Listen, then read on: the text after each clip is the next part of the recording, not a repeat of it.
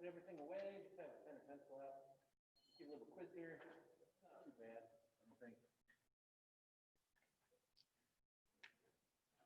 I really hope some people show up on Zoom. Our tech is working. We've got it going. So far, I'm the only person in the meeting in Zoom. See how this goes. Okay, when you're done, bring them down to me. Close up.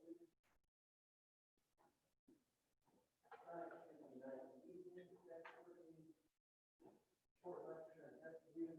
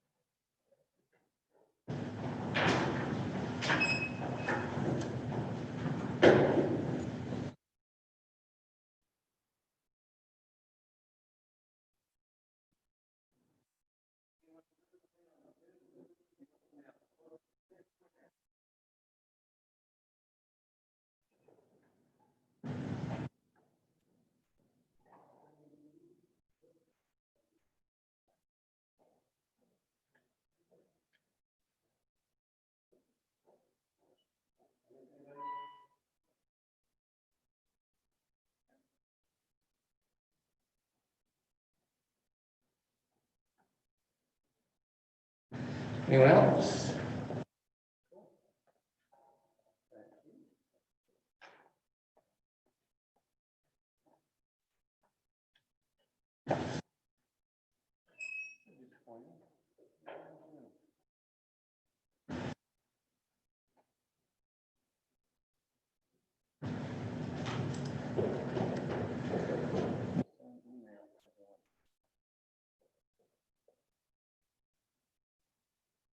Thank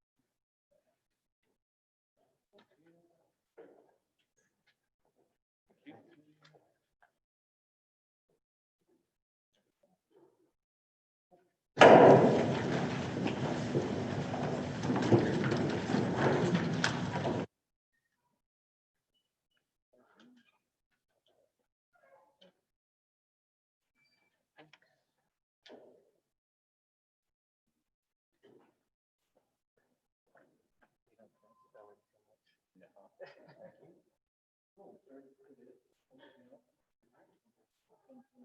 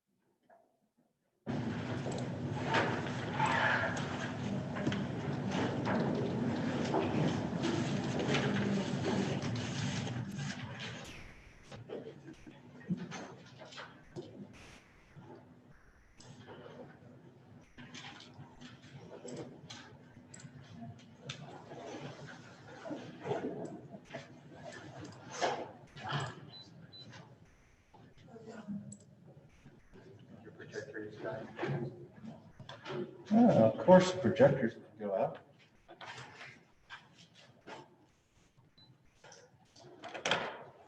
See what it's doing.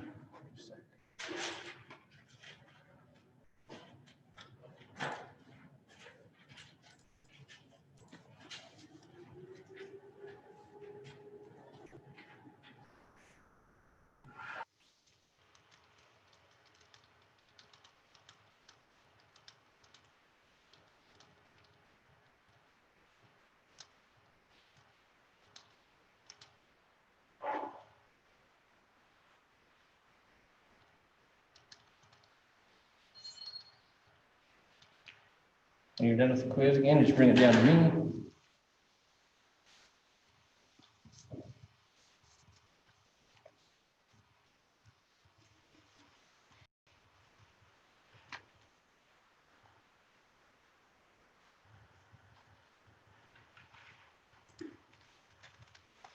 I don't know why that turned itself off, but at least it came back on.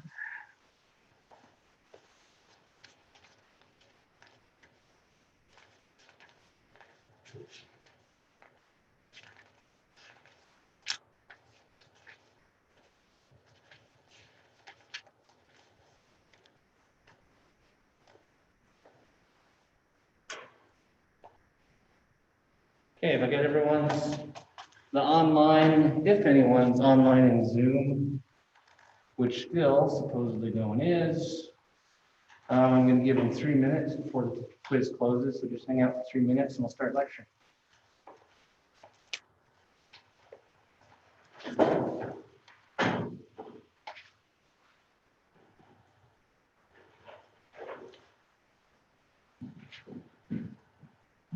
If someone has your laptop, do you want to try and join the Zoom meeting here? Just pop in. I should see you as a participant.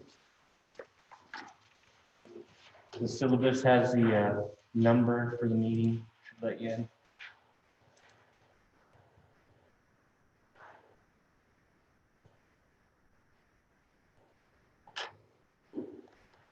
About 3 minutes, we'll start.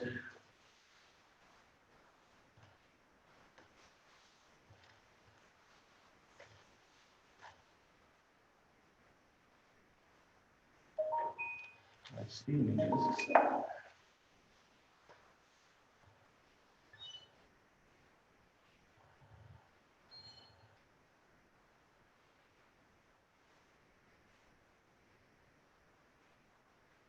So your Zoom link came. So I've got it, the ID list. There are about 11 of us on Zoom. We're just not seeing anything. Could be tech problems.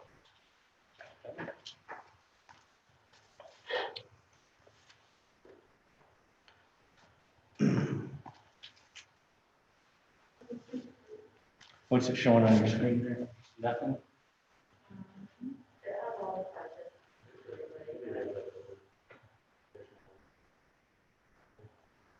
Okay, so, yeah, so just go to Zoom and enter, go to the Zoom homepage and enter the meeting ID.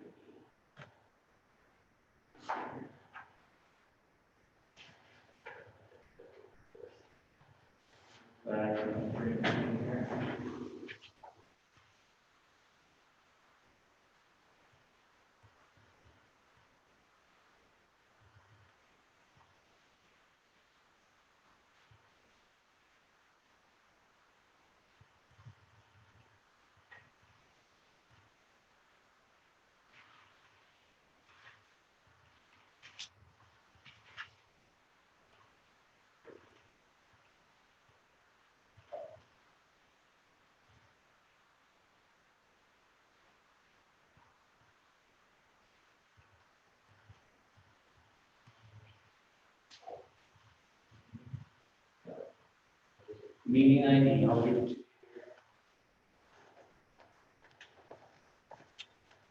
Okay, meeting ID is 985 space 8352 space 3389.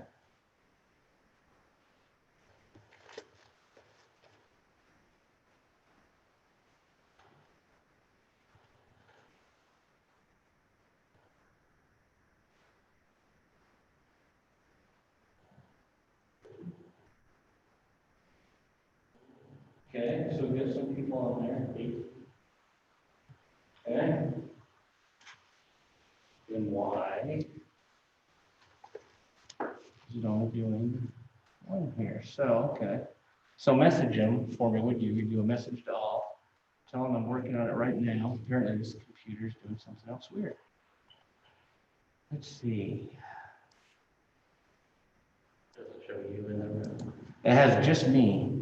And even though I'm using the same meeting ID, that's how I got it going. Mine has 18 people, but not you. What in the flip is going on? So, okay. So messaging. Someone that is fully super no Zoom want to come down here, see if we figured out. I've used Zoom since the spring, so what's going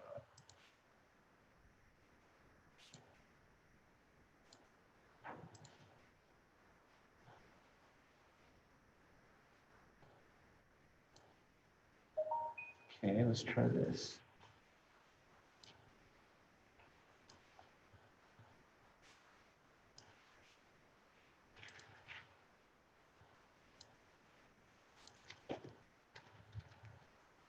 Okay, let's see if this works.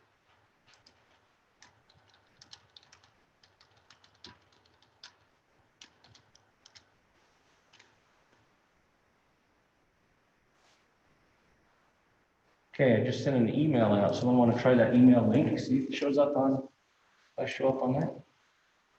No, we'll just restart.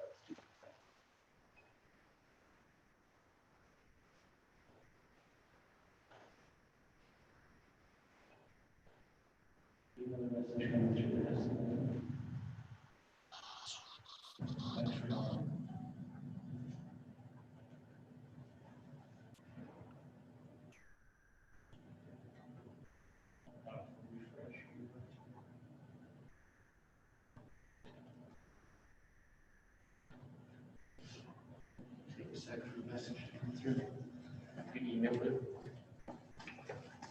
Oh, and suddenly people are joining. Okay, so that link's working. Let's give them a second. Thank you guys for bearing with me. I don't know what the hell's going on. It's always one thing or another.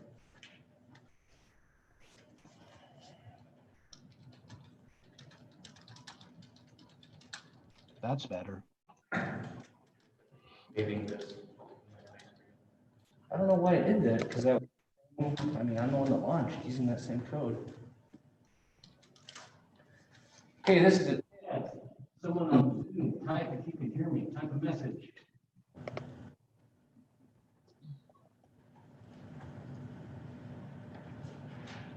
I have audio on my computer. Cool. Okay, let's get started. Nobody's there at the lecture. Everybody wants to see.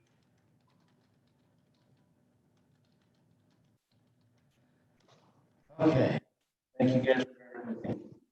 Let's get started. Okay, I'm going to bring up the PowerPoint. People on Zoom, if there are some issues, if the microphone goes out again, any problems, just text me. And here we go. Hallelujah. Okay. So, reminder, next week we have a test. We're going to have a review after this short lecture. This lecture is not going to be super long. We're going to talk about something called taphonomy. Taphonomy is everything that happens to a fossil from the time a happy little animal to get its thing, till everything the fossil and subfossil collection and growth. So everything that happens in between that huge span of time is part of what's called taphonomy. So let's do a little bit of review. Okay, first up, someone tell me your own word. I'll talk about this a little bit now. What the hell is fossil? Evidence of a. Yeah, any evidence of ancient life. Does anyone remember, we have to draw a line somewhere. Does anyone remember the age I said to technically be a fossil? You're going to be really picky, the minimum age. 10,000 years. 10,000 years to be a fossil. If it's younger than that, you're going to call it subfossil. Okay. What sort of fossils can you have?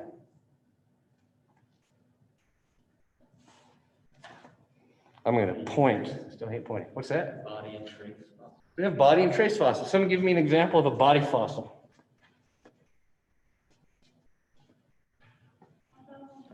What's that? What? Sorry? Bones. I started hearing with these darn masks.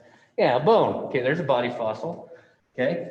You can have bones, you can have teeth. Basically, a body fossil is a representation of the actual shape or what's left of the body parts of that animal. You can have bones like you can see up there. You can have snail shells. Any microbiologist might have a guess what that is? So there's a lady up at Montana State.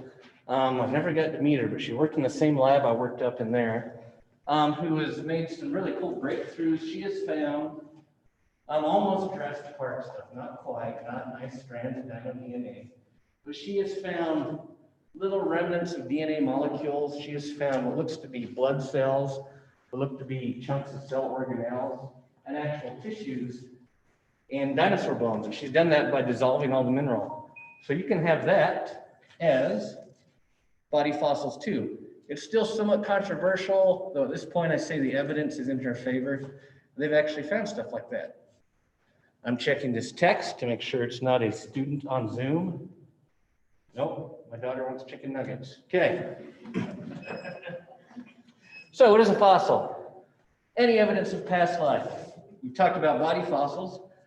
We talked about trace fossils. We mentioned that a minute ago. Someone tell me, what's a trace fossil?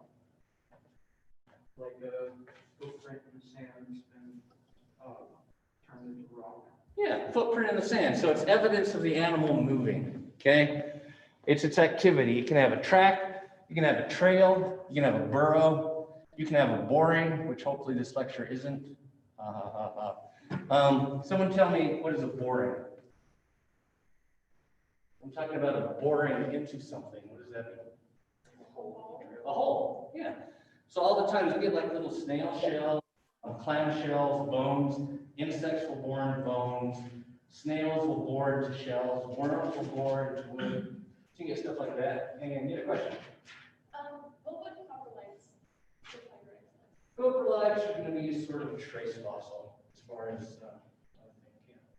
So it's evidence of the animal eating. So it's evidence of its activities. It's not an actual part of the body. So it would fall in with a trace fossil. Here's weird trace fossils just to show you. So everyone thinks of dinosaur footprints. You can see on the left there. Anyone got a guess? If you look at the middle of the picture on the right, you have a guess what those weird trace fossils are?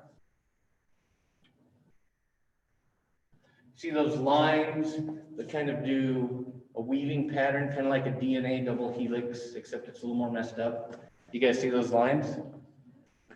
Okay. If you look at that picture and the interpretive drawings, what do you think those are from? Fish. You can actually find fish traces. Those are traces of the fins. The fish does this little swim, and it's swimming like this, and its fins are digging the mud, sand on the bottom, and they can leave little traces like that. You can find fish traces, which is pretty cool. If I was to see those, I didn't know about this slide, I would say I have no idea what those are. It turns out you can have fish swim traces. So I want to talk about trace fossils for a minute, just because they give us a lot of information. So this guy right here, my friend Tony Martin, he is an awesome guy. He is in, where is he? I think in Georgia. Yeah, at Emory University. He's a paleontologist that works on trace fossils. He helped me on a paper we published last year on a dinosaur burrow. And he's written a few different books. He did one called The Evolution Underground. Talks about the history of burrowing in animals. Can you give me an example of a vertebrate, an animal with a skeleton that burrows in the ground? Snakes. Snakes, there's one. Give me another example. Prairie dogs. Huh? What else? Badgers. What's that? Badgers.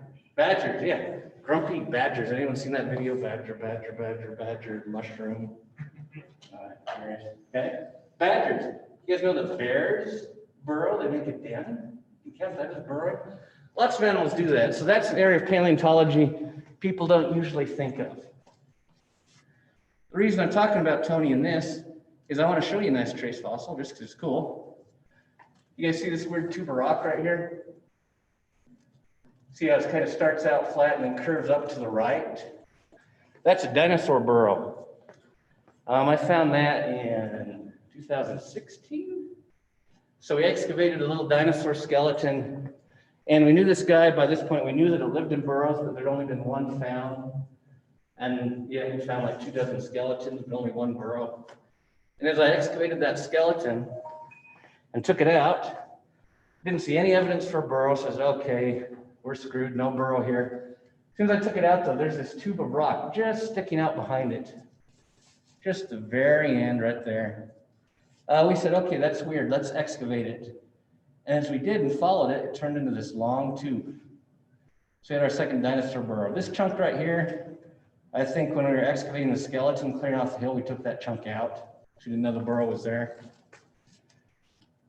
Here's a reconstruction. So this little dinosaur, I've mentioned him before, he's the one I work on. This is a Rictodromeus. But they would live in burrows, they'd raise their kids. You can see this at the museum here on campus. We have an exhibit on that. But I wanted to throw that in as an example of a trace fossil. I'm sorry, I'm checking the text again, just in case it's another student. There are quite a few of us on Zoom. We weren't able to see or hear anything. Okay, let me exit out of this. Okay, got 13. Sorry, let me text the student back.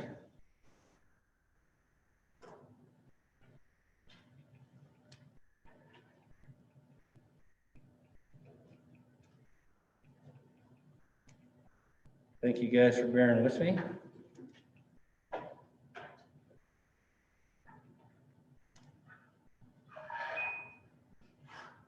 You got 3 in that old room. Okay, there's a few people that didn't see that Now email. somebody left, now there's just one person in here. Okay. Okay, so people on Zoom can hear me. You're saying you can't see my screen. For some reason the OWL camera is not doing that tonight. It's focusing on me. It follows the speaker. So what you want to do is I speak, if you want, I'll tell you what slide we're on. So open your PowerPoint slide for tonight. We are on slide number 6. I'm going to type that in messages here. So those in person, bear with me.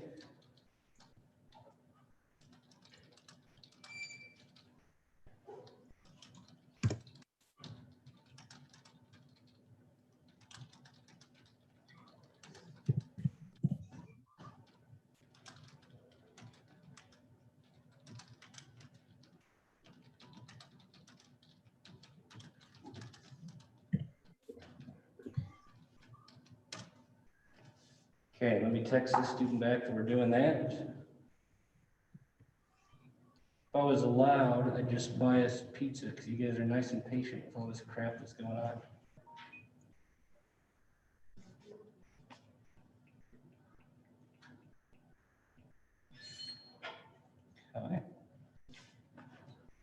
Okay, so those on Zoom, hopefully you can hear me. I'm going to slide number 7. Back over here.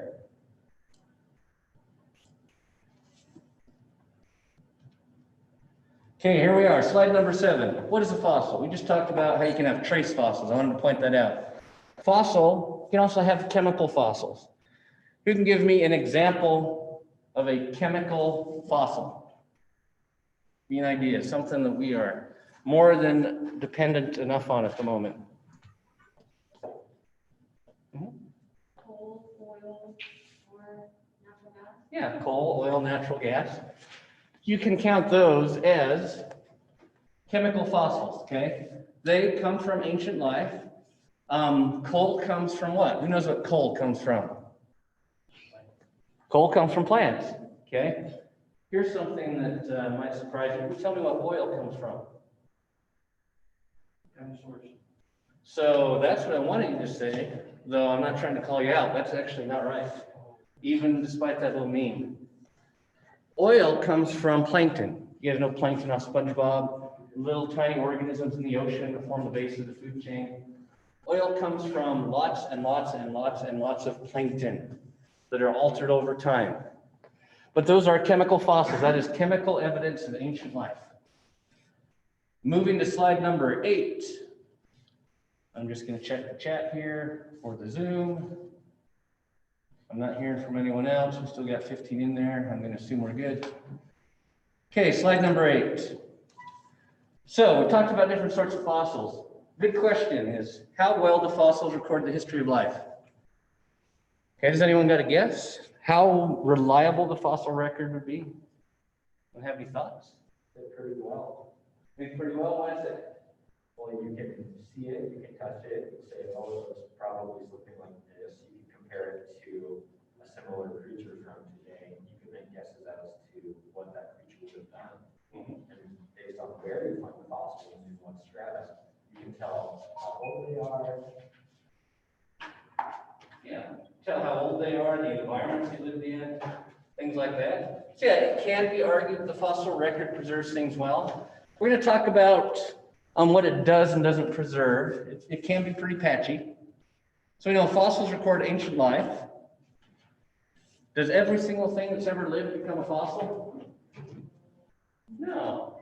The Earth would be nothing but a huge mass of fossils, which would be crazy weird. And maybe in that case it'd be more creepy, I don't know. So not all living things become fossils. We want to know what biases are involved in the fossil record. In other words, are there certain processes or things that favor some fossils or some animals or some environments more than others?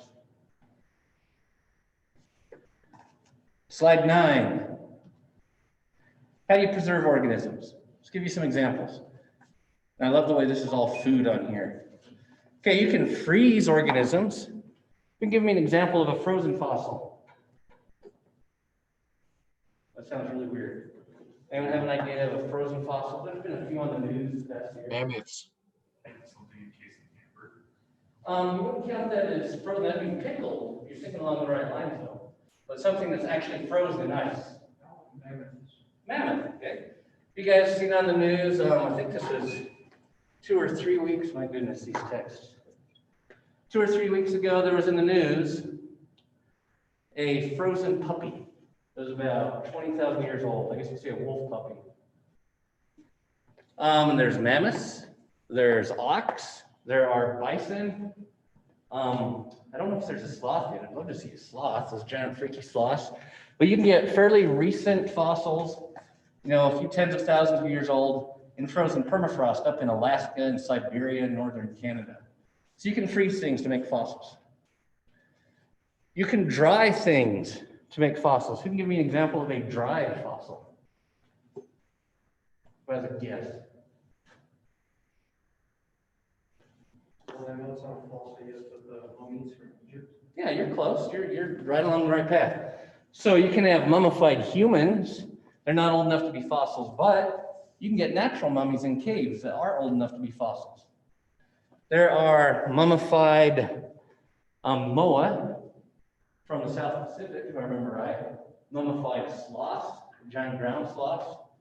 Mummified rodents, things like that. So you can find those. It's just weird thinking about that and then seeing dried fruit. It's like, okay, that's kills my appetite. Okay, how else can you preserve fossils? Here's the one that everyone thinks of when you think of a normal fossil. There's another process that can preserve them. Oh, sorry, we're on slide 9 still. People, if I forgot to mention that a minute ago. Yeah, how does wood get petrified? What happens to it? That's one of the first things when you think of a normal fossil. It's going to happen to it after it's dead. It's got to get buried, okay? So you've got this. You can bury things. I'm not even sure what sort of food's getting buried there, but you guys know how people used to preserve food by burying it, especially in cold places. Since we're food oriented on this slide. So you can bury things to make a fossil. You can also change the original composition, okay? So we're going to go through some examples of different ways this works for fossilization. So I mentioned this lecture is about taphonomy, so let me tell you where it starts. So there was a Russian guy, J.A. Efremov, in the 1940s, who started the whole discipline. And like I think I mentioned, taphonomy is like one of my favorite parts of paleontology. How many of you guys like those like CSI shows, the crime scene shows, that are trying to figure out what happened to that poor dead person? Anyone here like them? Yeah. Actually, I'm not a fan of them, but the reason I mention that is that's what taphonomy is. It's like ancient animal crime scene investigation, trying to figure out everything that happened to that poor corpse, what's left of it. And J.A. Efremov in Russia decided to make this a formal study. He's the first one that approached fossils in that way. It's like a crime scene to investigate. He wanted to look at causes of death, decay and decomposition. He wanted to look at transport. If I'm talking about transport of a dead organism, what do I mean? What does it mean to transport something?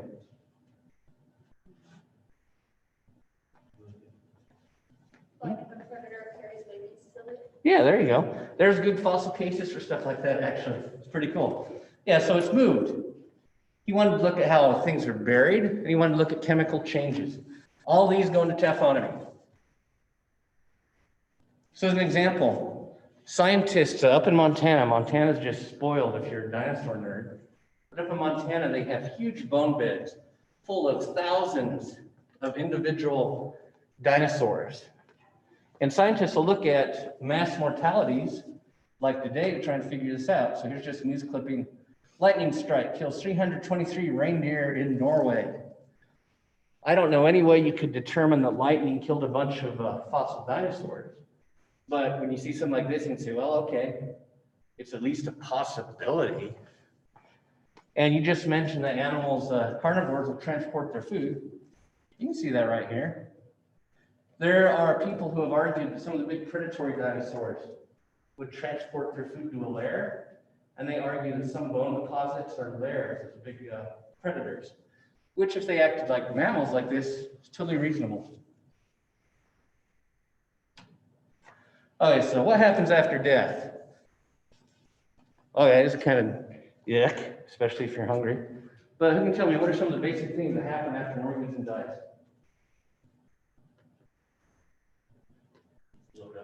They bloat. Okay, there's one thing. We'll get to that in a minute. What are the general things? What's going to happen to it as it sits out? It's going to decay, go rotten. It's going to bloat. I was trying to find a video to show you guys. I couldn't find on YouTube. If I can later, I'll send it out. I don't suppose anyone's ever seen. There was a whale in Oregon in the 70s on a beach. And this is kind of a side note. Oh, and for those on Zoom, we're on slide 12. I'm trying to remember this. There was a whale on a beach, and to get rid of it, they decided to blow it up with dynamite. And instead, a bunch of pieces landed on cars and destroyed the cars, stuff like that. A better example, if we're doing taphonomy, has anyone seen the video of the whale that was on a big truck going through a city in Taiwan? They were taking it to, I think, a lab to dissect when it washed up on the beach. It was so bloated in the middle of the town, as it was going through the street, it blew up. And so you had guts all over the motorcycles and the buildings. It's pretty nasty.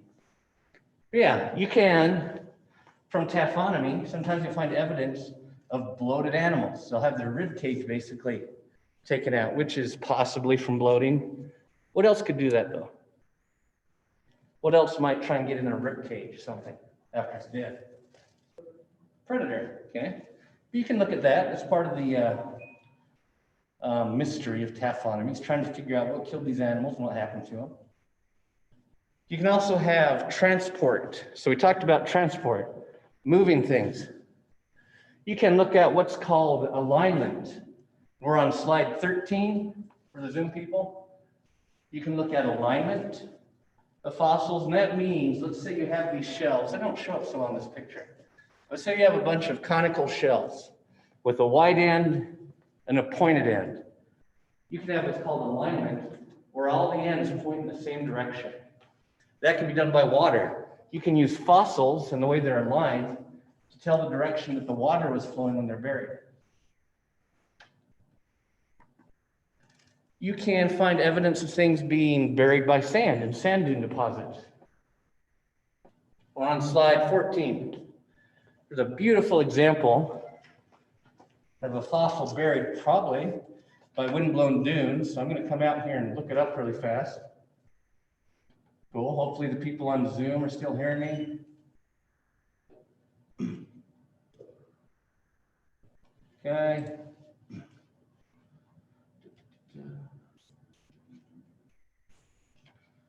And so let me bring up that video really fast and pull it up here. If I can bring up another window. Okay.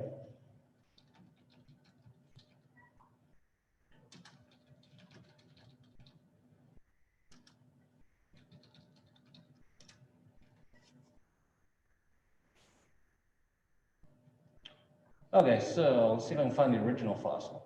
And here it is. You guys see this fossil right here? That's two dinosaurs buried by a sand dune in the middle of fighting. So you've got a velociraptor on the right and a little relative of Triceratops on the left. It's kind of hard to tell, but the velociraptor has its leg. You see its leg down there, right in the jugular, the Protoceratops, right in the throat. And the Protoceratops is biting the velociraptor's hand. But both of those were buried instantaneously by a sand dune. Okay, so going back to this. You can have chemical changes. That's the way you preserve these fossil poos. Anyone remember what the fossil poos are called, by the way? So I'm going to use that term on the test. Coprolites. Coprolites are fossil turds. Those are chemical changes. There's no way you can preserve something that, I don't know the right words, in that condition, without either drying it out or changing the composition and petrifying it. So that's a chemical change. Point being here is taphonomy is a filter. It's going to filter things that are most likely and most easy to preserve. They're going to go from the biosphere, so from the living realm, to the lithosphere, to the rock record. Anyone have a guess? What is something that you think might preserve really good as a fossil compared to something else? On slide 16, what part of a body might preserve better than other parts? Bones. Yeah, why is that? Because they're hard. Yeah, they last a while. Bones preserve really well. That's normal. Teeth preserve really well. Usually it's the hard parts that preserve.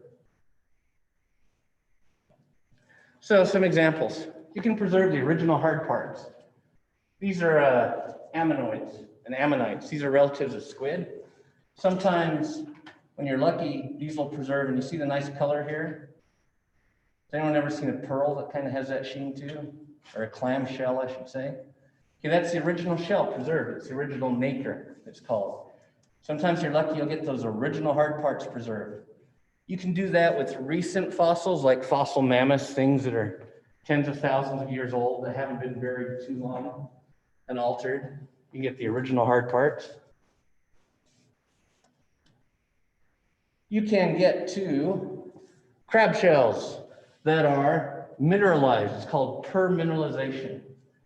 Raise your hand if any of you guys have ever had problems with your water pipes in your house. Your parents have problems where they fill up, just get clogged with that calcite and have to get like the lime away. Anyone had issues like that? Okay, that's basically your pipes petrifying. You can get pipes, I'm sorry, not pipes petrified. Bones petrify the same way. When bones are underground, or shells, any hard parts, wood, water is flowing through there. You have groundwater flowing through. That's going to deposit minerals in the holes in the bone or the wood or the shell, and that's going to petrify it. That's all petrifying is. Filling the hard parts with minerals where there's little holes. And that's permineralization. Sometimes it's really pretty. Petrified wood can be pretty right here. Polish a dinosaur bone. Rock hounds like that stuff in Utah because it's really pretty when you polish it with the reds and the greens, but it's just super mineralized from groundwater. You can have a cast and a mold. How many of you guys at some point in your life for a science project or something else made one of those unique fossil cast mold plaster where you stick something in there, have it two halves? Anyone do that? That's this process here happening in the natural world. So you have something like a snail shell. Snail shell gets buried, it gets dissolved. As the shell's dissolved, but it was in the rock, what's left there? There's a hole left. Then you're going to have water come through, and you're going to deposit mineral. You're going to make a cast of it. You're going to make a replica. You can see on the right, in slide 20 here, you can see an internal mold where the snail shell was dissolved, but you had minerals deposited inside. You can see on the left of slide 20 here, where the whole snail shell was dissolved and nothing flowed through, but you have the imprint. Then you can have what's called carbonization. That just means that you have a little tiny thin film of carbon left over from a living thing. You'll get this in rocks like shale, where it's thin, and you'll split the shale, and you'll just find this tiny bit of carbon, this dark material, showing the organism. You get that a lot with insects like that. Okay, mummification and pickling. Amber. So amber, it doesn't usually actually preserve the whole organism in it. It preserves the outline. You can't actually get DNA from amber. People have tried, and what they found is you have like the outline of the organism and some carbon, but all the inside is gone. But it's still pretty cool. I mean, look at this. What's this little guy? Cute little frog in the amber. Okay? And then you get your mummified mammoths, like we've talked about. This is a frozen mammoth from Siberia. Slide 23 just kind of reviews modes of preservation. So we can get hard parts like shells and bones and teeth. We can get replacement of solid parts, which just means that they are replaced with totally different material. So it's like a carbon copy, you'd say. It's like the same shape, the same size, but it's made out of something different that replaced the original. You can get where the holes fill up from water with minerals. That's mineralization. You can get molds and casts. You can get carbonization of soft parts. You can get things mummified. You can get things in amber. So biases in the fossil record. We talked about, what did we say are the best parts to preserve in an animal usually? Hard parts. Bones, teeth, shells, okay? If you look up top there, slide 24, hard parts are a lot more common than soft parts. So you get a lot of seashells, trees, dinosaurs, apparently Bigfoot. I didn't notice that was on this slide. I'm not sure to put that in. Yeah, someday if we're lucky, we'll find fossil Bigfoot. But it's not so good for soft things. I'll give you an example of something you think wouldn't preserve well as a fossil. It's just soft and squishy. A shellless snail. Yeah, like a slug. There you go. What else? Intestines? Yeah, intestines, that's true. Though there is actually a dinosaur that apparently had some intestines preserved as soft parts in one of those shales where it was carbonized. But yeah, what else? Jellyfish, yeah. Jellyfish are super rare as fossils. I actually found one this spring, but those are super hard to find, okay? So typically one of these biases is you get the hard parts. So it's easy to find, relatively, fossils of things that had shells and bones and wood. Hard to find soft, squishy things like worms and jellyfish. Okay, you can have chemical traces. We mentioned those. Someone give me an example of a chemical trace. What's that? Coal. Coal, yeah. Coal, oil. Chemical traces are super common comparatively. I mean, you've got lots of fossil fuels. Less common are trace fossils. Someone give me an example again of a trace fossil. I've shown you a few. Someone give me an example of one. The burrow, okay? You can have burrows, you can have footprints, you can have those fish swim traces. Okay, so you can find those. Those are relatively common for anything that was doing those activities. Okay, so you've got biases that are dependent on the parts of the organism that are preserved. You can also have biases on the environment where the animal lived. Who thinks, maybe a good place to get buried would be a fossil? What would be a good environment for that to happen? Riverbed, why is that? Because there's lots of minerals around the it's constantly flowing through. Yeah, there's lots of sediments in the river. It's easier for things to get buried. So I'm going to give you an example of what could be a bad place to make a fossil. Place where things don't get buried very easy. You got a guess? Salt flats. There you go. Think of the salt flats. Think of a desert. These are places where you don't have a lot of sediment coming in and burying things. So you have biases for the animal parts. You have biases for where the animal lived.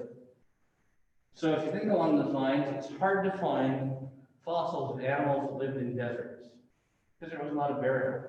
But it's easier to find fossils of animals that live near rivers and lakes and in oceans where stuff's always getting buried. You can also have biases for time. This just means that you have You only have the rocks you have, if that makes sense. So you are subject to whatever rocks are exposed at the surface. As an example, here in North America, we have lots of rocks from the Paleozoic. Paleozoic, is that before or after the Mesozoic, by the way? It was before, okay? So in North America, we have a lot of these older fossils from the Paleozoic, not so much from the Mesozoic. In Europe, it's the opposite. You don't have so many rocks from the Paleozoic. You have more from the Mesozoic. So there's a bias, just the sorts of rocks that you're lucky enough to have around. So summarizing, how well do fossils record the history of life? What would you say? I said pretty good. Say pretty good, okay? So anyone else disagree? I kind of just say that they're kind of vague because they're big periods of time. Yeah, kind of vague. I'd lean towards that, though there are some places that preserve them really nice. Those are called Lagerstadt. We'll have examples of those later. But the fossil record is patchy. So I'm getting at, you have really good sometimes, you have really, really crappy sometimes. There are lots of these biases. Taphonomy is the study of these biases, and it takes into account everything from the time the animal was alive. Maybe it had arthritis when it was alive. That would fall into taphonomy. You can see that in the bones. And taphonomy goes all the way until the animal is a specimen in a museum collection. It's hard to be a fossil, okay? Few organisms make it to the fossil record. You know, I've seen people say 1 out of 1,000. I think that's way too generous. I'd say a lot less. It's low probability to find certain individual or certain species at any place or any time. You have to be really, really, really lucky. And when you're doing taphonomy, you just want to be thinking about these limits we've talked about, these biases. You don't want to make a lot of assumptions. And you want to think, you know, so here's a cool fossil, I found it. Then you want to think, well, what's missing? That's one of the best questions in paleo. Not so much, oh, this is cool, what do I have? It's more like, what don't I have? And that's that. So, any taphonomy questions? Okay, so we're going to do a test review in just a sec. Let me check in with our Zoomers here. Okay.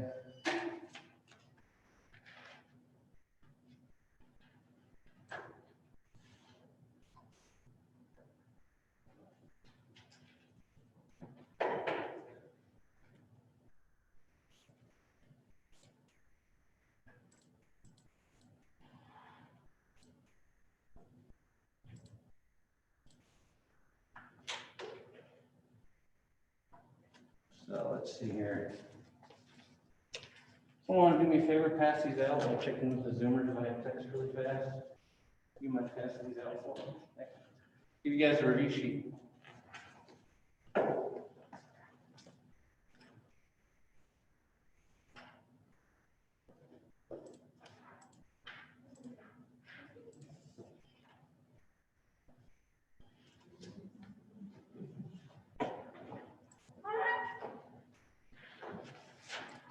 Okay, what I want everyone on Zoom to do right now.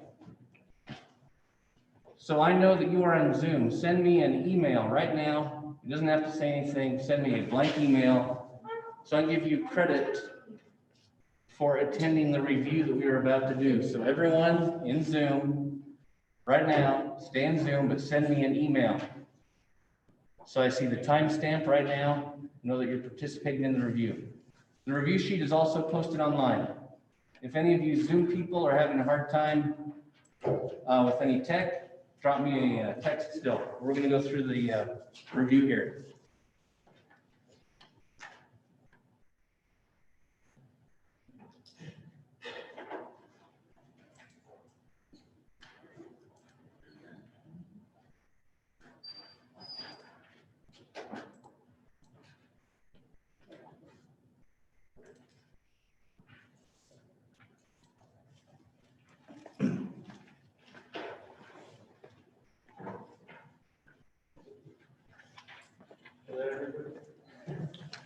Everyone get a copy?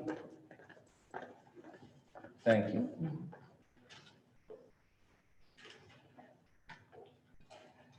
All right, so next week on the 17th, we're gonna have one short lecture, fun of getting some of these animals. We're getting the stuff I like. We're actually talking about all the weird life forms from 500 million years of history.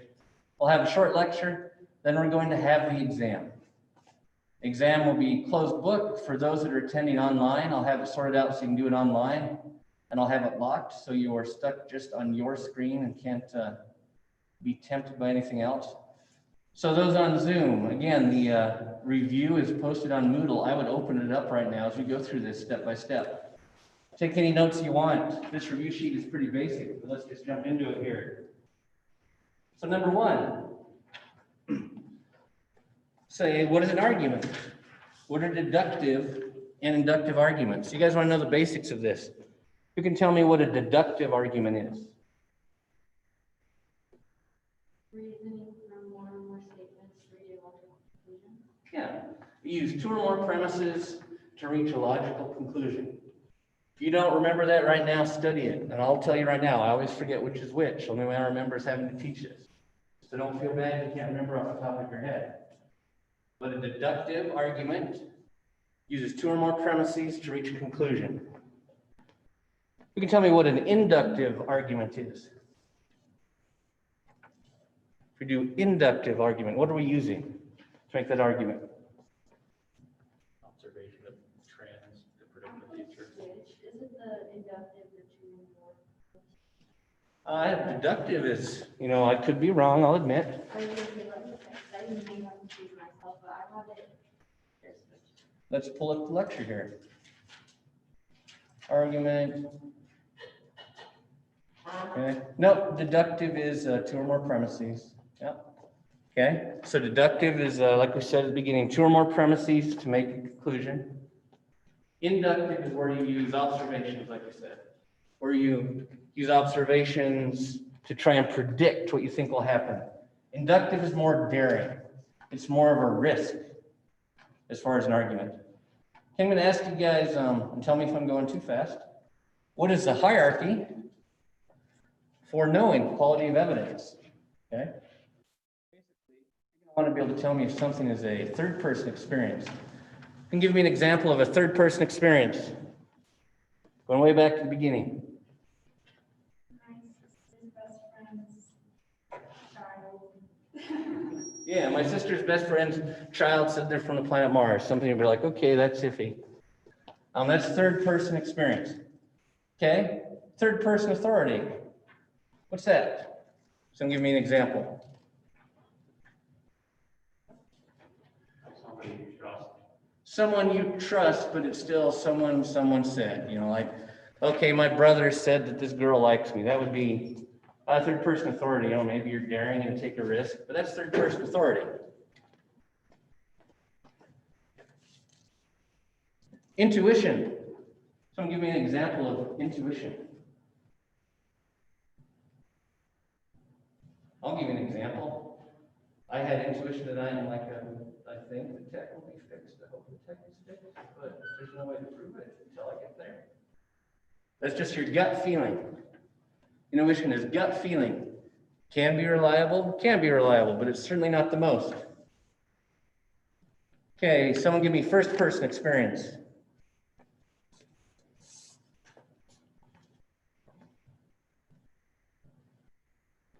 Something you personally witnessed or experienced. Yeah, something you personally witnessed or experienced.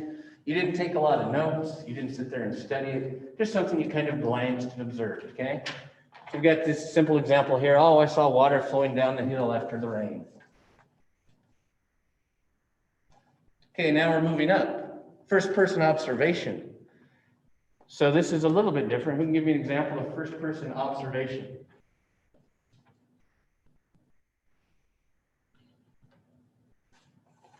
I'll give you a point. First-person observation. There you go. So you're going to give me details. It shows that you actually stopped and paid attention to something basically for a little bit. Okay? Good example. Yeah, on June 10th, it rained 3 inches. Okay, analogy. Can you give me an example of an analogy? As far as we're talking about here. What do you think? Something happens like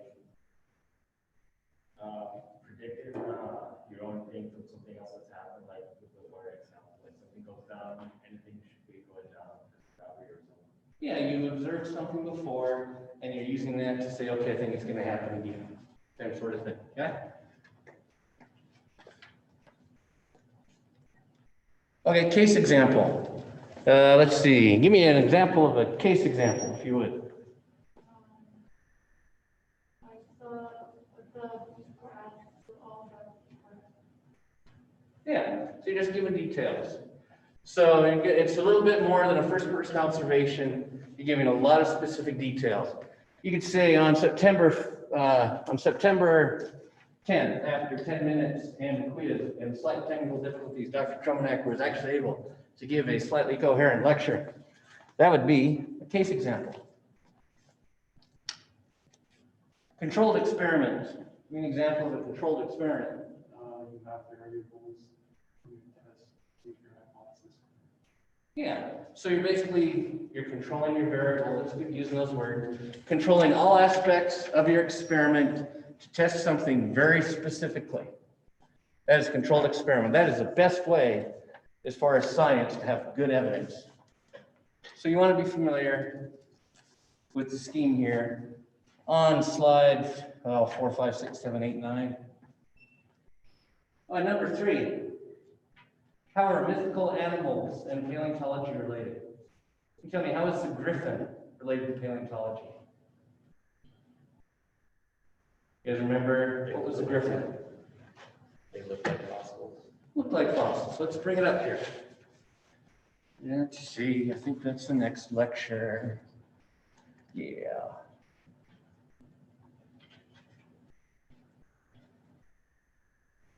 Da-da-da. You guys remember this thing here, the griffin?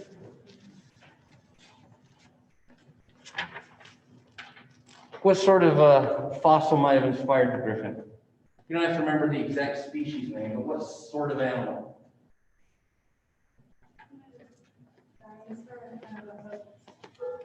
Yeah, it's a dinosaur called Protoceratops. The guy on the right here. Right there, there's a skeleton. Some scientists think that maybe people in Asia found these where these fossils are really common in the right rocks. And that's how the legend of the griffin came up. In Asia too, you have similar fossils of Protoceratops griffin. Look like that Protoceratops right there. So there's one animal, or mythical animal, that might have been inspired by fossil dinosaurs. You can give me another animal we talked about that might have been inspired by fossil mammals. Big one. I had those corny jokes on the slide about a contact lens. The Cyclops. Cyclops. Yeah. Let's look at this. There you go. Cyclops. He might have been inspired by what sort of animal? Mammoth. There you go. That hole in the front of the skull, that's not one orbit for an eye. That's an attachment for the trunk. So those are mythical beasts and creatures that may have been inspired by fossils. Let's see, number 4, be familiar with people mentioned and their contribution to earth science. Let's go through here, okay? So let's see, Leonardo. What does Leonardo have to do with fossils? Paleontology.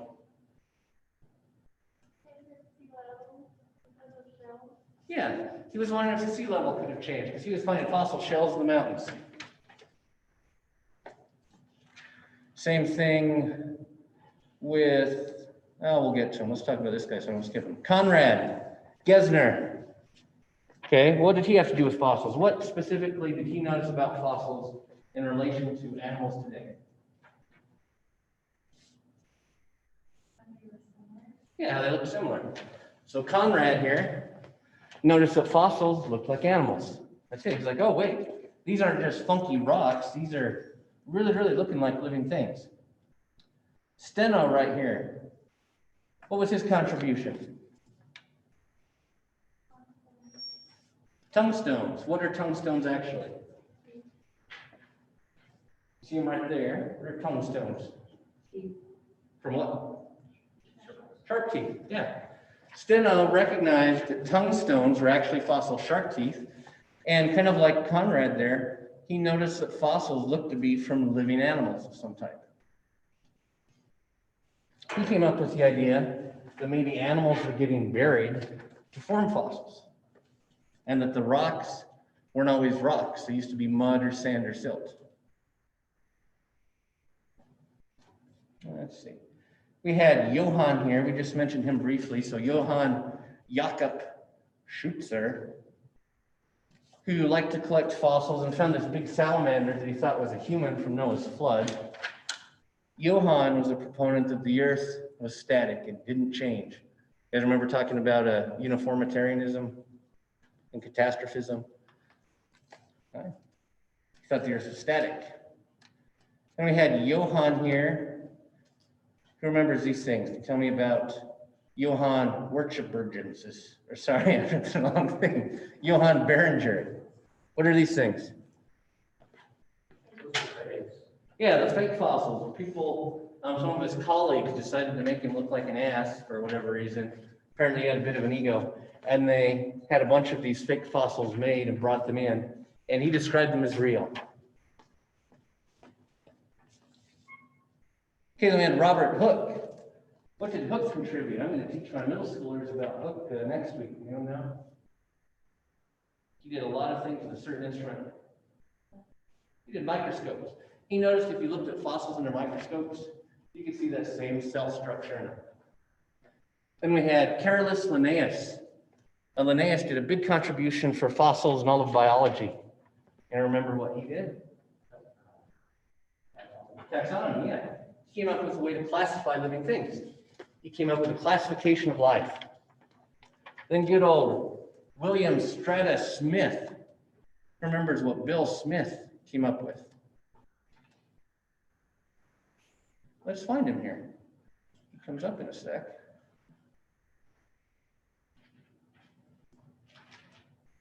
Yeah, here we go. William Smith. What did he do? He used fossils to figure out how old rocks are. Okay? And he made the first geologic map. He did that in England. He noticed that certain layers of rock would always have the same fossils in them. He was able to look at what was above the rocks, what was below them as far as fossils, and figure out a general time scale. He couldn't do absolute dating. Who remembers what absolute dating is, by the way? What does absolute dating involve? It's very precise. Right, carbon dating, that's radioactive isotopes. Use radioactive isotopes, and it gives you actual numbers. Will Smith couldn't do that. Not the rapper, but William Strata Smith. Couldn't do that, but he could tell you that all these rocks must be younger than these other rocks because of the fossils in them. That was his contribution. Going back up to more with Steno. Let's see. There we are. All right, before we get to Steno again, Bishop Ussher. What did he do? He used the Bible to, yeah. Let's see, yeah. He said it was created 4004 BC, Saturday night, October 22nd at 6 p.m. He used the Bible to try and come up with the age of the earth. Back to Steno with the tongue stones, shark teeth. He figured out that rocks are made of sediment, so sand, dirt, silt, mud. He came up with the principles of what? What do we call it when rocks are in layers there? Anyone remember? It starts with an S. Stratification. Steno, oh, that's easy. Think of Steno. ST came up with stratification, ST. That's the way my mind works. If that helps you. Maybe that'll help you remember Steno stratification. He came up with these three principles. He came up with superposition, which means you have the oldest layers at the bottom. He came up with original horizontality, meaning that sediments are deposited flat. Then he came up with lateral continuity, meaning basically you're going to have the same layers going across a basin, and you can correlate one layer clear across a basin to the other. So if you're still wondering what I'm talking about, superposition is the layers. Just have layer 1 is older than layer 2, which is older than layer 3. There's law of superposition. You have original horizontality, which means that the layers are flat, unless you get a mountain building event that's going to tilt them. And you have lateral continuity, meaning that if you had a river come through and cut down in the middle here, you could still correlate layer 3 across the basin. You say, okay, it's just been cut by the river, but if I go to the other side of the basin there, I can get the same layers. Let's see, who else? Bill Smith. Hutton, okay. Hutton was the father of geology. He has his own unconformity named after him. Right here, who remembers what an unconformity is, by the way? What do you guys see there? What's weird about the layers? Yeah, one's horizontal, one's vertical. How the heck did that happen? Who has a guess? Mountains formed. So let's say you have a bunch of layers forming a rock like this. Then all of a sudden you have mountain building. The layers get tilted up like this. So they're all semi-vertical. Then those mountains go away, they get eroded, and you get new layers on top. So now you're going to have these flat layers on top of these semi-vertical layers. Just like you have there for Hutton. Lord Kelvin, what did he do? So many people. He's like mathematically did a bunch of calculations to figure out how many. Yeah, so he basically tried to figure out the age of the Earth by coming up with what he thought the temperature would have been and working off how fast it cooled. And doing that, he said, oh, the Earth is about 20 million years old. That's really good with math. I mean, he wasn't near in the ballpark, but even trying to do that, that's pretty cool. Okay, the Curies and Becquerel, what did they come up with to help geology and paleontology?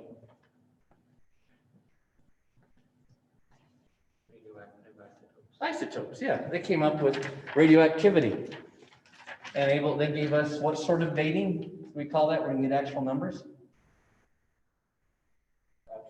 Absolute dating. Yep. Let's see. Do we have any other people? No, I think we're good there. Let's see here. Geologic time scale. Okay, so we had a quiz on that. I won't review it too much. You guys can access it. I still have it up on Moodle if you want. But be familiar with the geologic time scale, just like the quiz you had today. You can ask me some general questions about that. Well, let's see, actualism, catastrophism, uniformitarianism. Let's go to that lecture.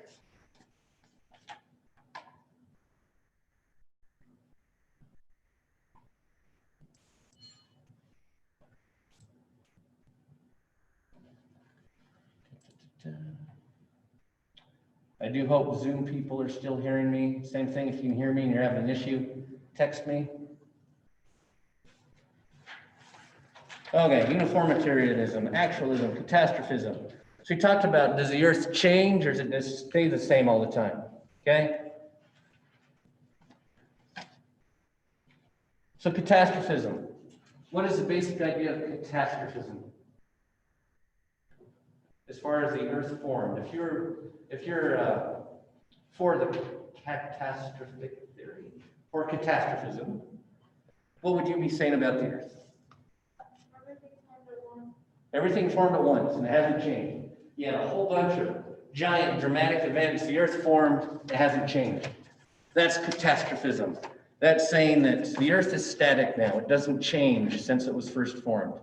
I have a question. Mm-hmm. So the Big Bang, would that be that concept? The Big Bang theory? Big Bang theory, I think so. So this stuff's just applying to Earth, but I'm thinking if you apply it, to universal origin, it would probably go with uniformitarianism because astronomers that do the same thing, they'll assume that what they see happening now is what happened in the past, until you get to Big Bang, which is crazy to think about. So maybe you could say catastrophism. I've never had anyone ask me that before, to be honest. I haven't thought of it. That's a good question. Since this is just Earth related, I don't know the answer off the top of my head. But no, that makes me think. It's a good question. I love astronomy, but it's too much math, so I went and did dinosaurs instead. Could we use the delta example on the quiz to describe these? Yeah, I think a delta example is good. Uniformitarianism, okay? What is uniformitarianism in a nutshell? What's it saying? The trends that we see now are consistent through time. Yeah. So present is the key to the past. That's uniformitarianism. Things we see now on the planet Earth are things that probably happened in the past on the planet Earth. So catastrophism, Earth is static. Uniformitarianism, the Earth is dynamic. It's always changing. We use a delta example. Now let's talk about actualism. Who remembers what actualism is?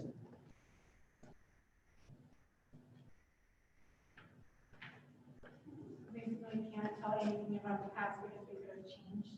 Yeah, so actualism is kind of the middle ground, for lack of a better term, between catastrophism and uniformitarianism. What it's saying is, basically, the present is still the key to the past, but you don't want to get, how would I say, too specific. So you guys remember this delta example, where we said, okay, you could work out that 1 meter of sand in this delta equals 10 years.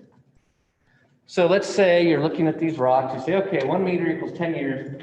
I'm gonna go 100 miles away, look at these delta deposits, they're twice as old. Do you think it's reasonable to go right there and just assume that 1 meter there equals 10 years also?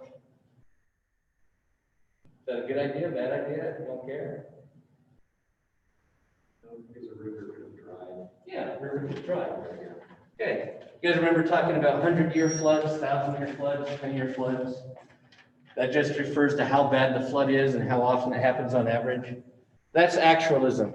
You want to keep in mind that you're going to have the same processes happening, but you're going to have variations in how much they happen or how bad they are, how much sediment you get, because rivers go up, rivers go down, the rainfall can be really bad, you can have droughts.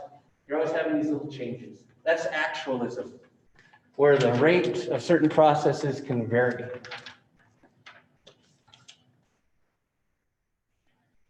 Continental drift. Let's find Wegner. Okay. Who remembers Alfred Wagner? What did he contribute? What theory did he propose and people laughed him to scorn at the conference where he presented it? What's that? All the continents were one. Yeah, continental drift, and he talked about Pangea. Why did scientists have a hard time with believing him? What couldn't they figure out? Yeah, how do you move the continents? You guys got it. That was one of the main things. Like, you can look at the map. I mean, you can look at any globe today and you can say, okay, yeah, I can see how these things fit together. But how the hell do you move an entire continent? How do you move a continent? What's the driving force doing that? Tectonic plates, that's part of it. What is moving the tectonic plates though? Convection. Remember in the Earth's mantle, you have the convection, the circular motion of heat and energy. It's going up. Remember I talked about spreading ridges, where you have magma coming up, just like this, at a spreading ridge in the ocean, and it's going to split out, and it's going to go different ways. That forms new crust. That forms new oceanic crust. If it does that, it's going to very slowly, about as fast as a fingernail grows, push those continents. It's pushing against them. What happens when the continents come together? You get that subduction. Okay, you're going to have one subducting another. The less dense crust is going to subduct. Or sorry, the more dense crust is going to subduct into the less dense crust. What's some evidence we find for continental drift other than the plates look like they fit together? What else? Fossils. Yeah, different fossils. So examples. You have these plant fossils called Glossopteris right here that are found all over the southern hemisphere in South America, Africa, Madagascar, Australia, Antarctica, all very separated now. You have these fossils, little animals called mesosaurs. They're like little swimming reptiles. You get them in South America and Africa. An animal called Lystrosaurus, you get in Africa and Asia. So you get lots of different fossils too, suggesting the continental drift really did happen. Let's see, what else? Okay, how do we estimate the age of the Earth? Give me an example. There's two basic ways we taught about. There's two sorts of dating. One that you can always make that corny joke about. Who remembers? Relative and absolute. What's that? Relative and absolute. Relative and absolute dating. What's relative dating? Don't make me make that joke again. It's relative dating. This thing is older than this thing. Or it's basically, we're figuring out one thing is older than another. So let's say you have 3 layers of rock at the base here. And let's assume that there hasn't been any deformation or mountain building. You have 3 layers of rock. Each of these rocks have fossils. Which of these 3 layers, if there was an actual marker at this board, which of these 3 layers is going to be the oldest? Bottom one, bottom fossils, okay? If you find a fossil in the middle layer here, how can you tell if it's older or younger than what's below it? Or what would it be? Is it going to be older than what's below it or younger? It's going to be younger. That's relative dating. You're just using the position of the fossils in the rock layer to say, okay, this is older than this is younger than this. That doesn't give you nice, fancy numbers. What sort of dating gives you nice, fancy numbers? Not relative dating. What's the other one? Absolute dating. Okay, what do we use to do absolute dating? Radioactive isotopes. How do we use them? What do they do that makes it so they can do that? They decay at a certain rate. They decay at a constant rate into what? Other elements, okay? For example, you can go from uranium to lead. Uranium will eventually decay into lead. You can measure the ratio of lead to uranium. You know the constant rate of decay. You can plug in the math. You can figure out how old those rocks are. That is absolute dating. There's still a margin of error. When I did mine at BYU for my master's, I was so ticked off. The margin of error was like plus or minus 3 million years for some of them. I mean, it's still pretty good for a planet that's how old? 4.6 billion. But still, you're like, oh man, I was hoping for something a lot better. But that is absolute dating. You're using isotopes to figure out the ages of rocks. Okay. Let's see. Okay, and then the last part is just a lecture we just did. Fossils. Give me some examples of different types of fossils. Body fossils. What types, or what sort of things should be body fossils? Bones, teeth. Bones, teeth, yeah. Shells, things like that. Okay. What about trace fossils? What are trace fossils? Evidence of animal activity. Yeah, animal activity, like what? Like a burrow. Like my little burrow, like what else? Footprints, what else? Fish trails. Fish traces, coprolites, so fossil turds, those are trace fossils. What other sorts of fossils can you have? There's that one that to me I don't really think about, but I drove here today, so I had to have some. Chemical fossils, yeah, there you go. Okay, what are different ways fossils can be preserved?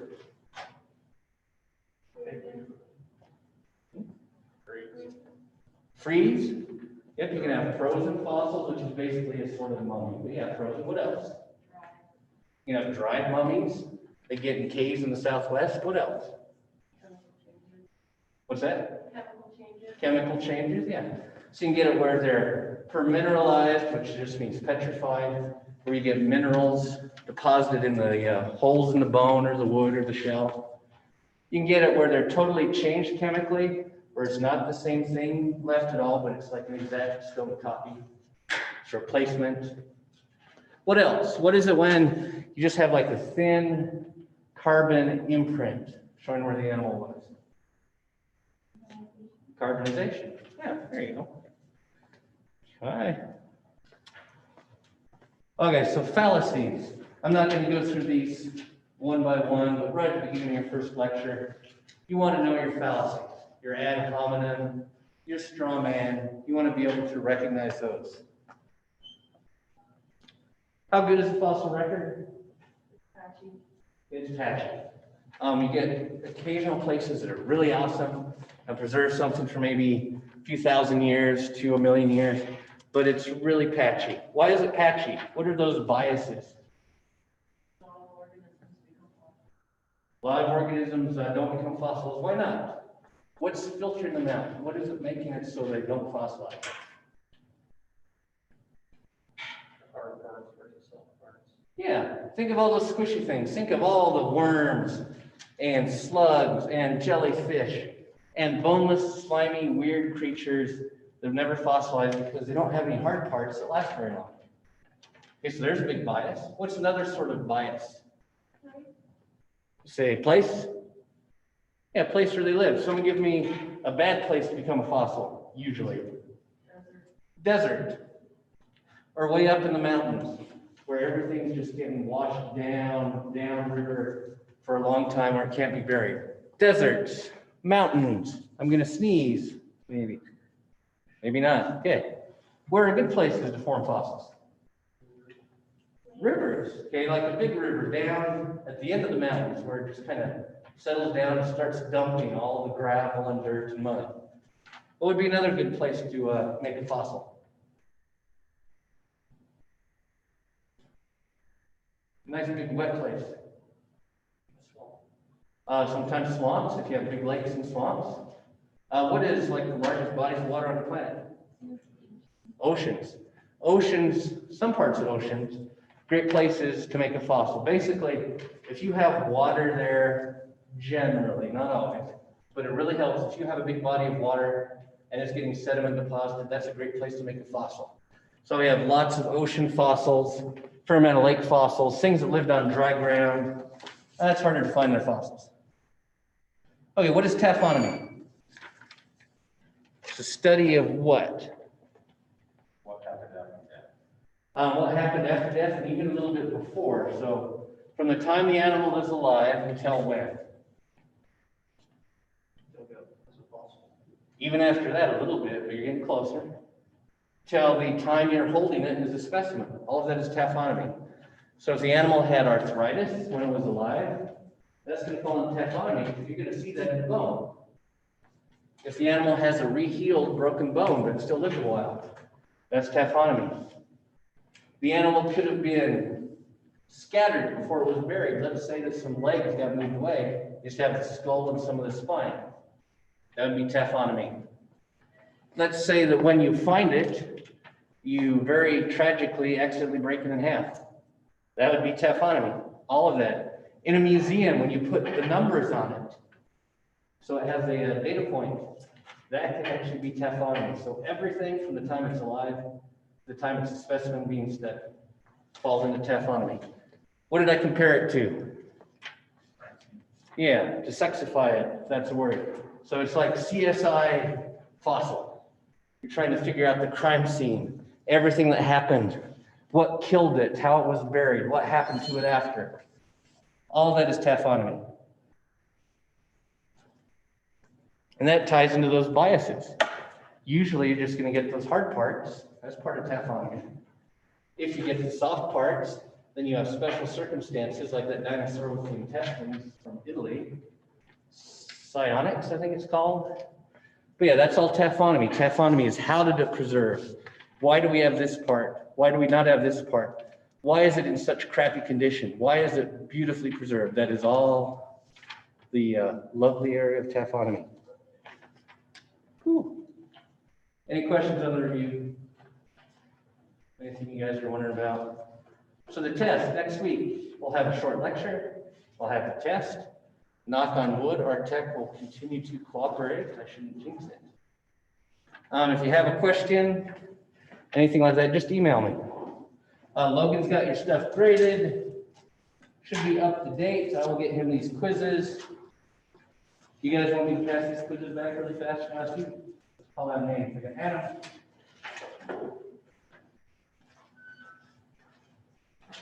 I have, tell me if I say your name wrong, Jesselyn. Keandra.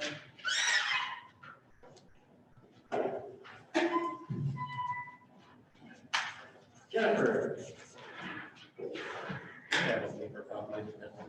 Oh, before you guys go, oh, Get your copy of the text. It'll be a hard copy. Before you guys go, come down here and put your name on a piece of paper, so I'll give you credit for being here for review.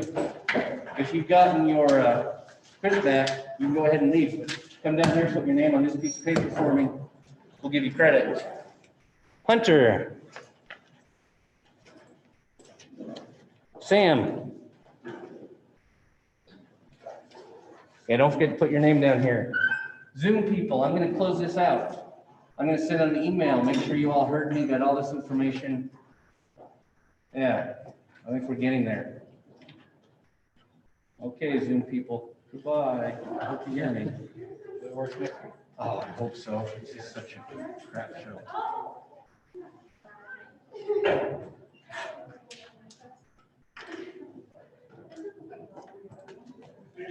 Let's see here. Kaylee.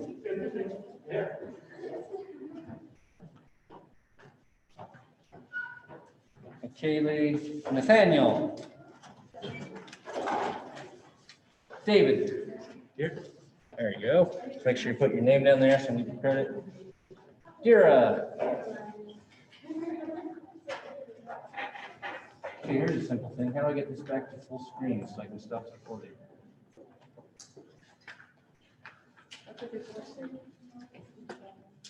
That just shows more people. There you go. Make sure you put your name down there. Nathaniel. Oh, sorry. That's right. I wish I could remember names.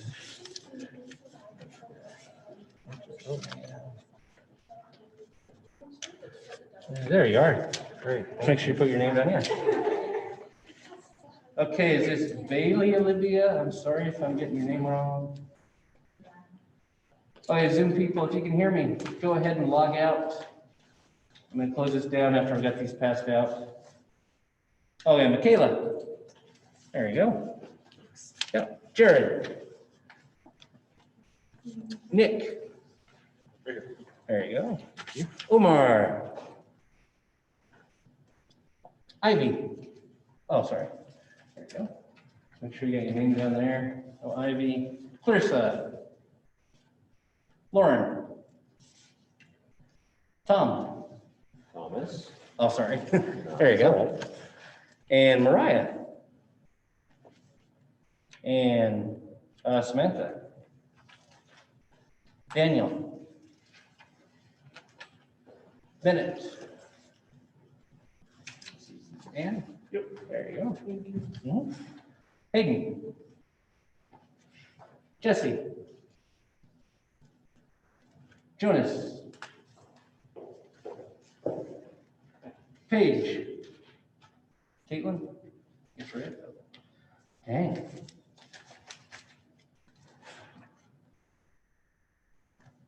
Okay, anyone know how I can get this back to full screen?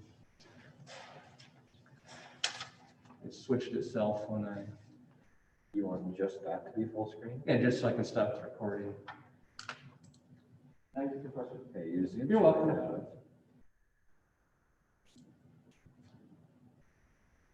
Try to click these tabs up here.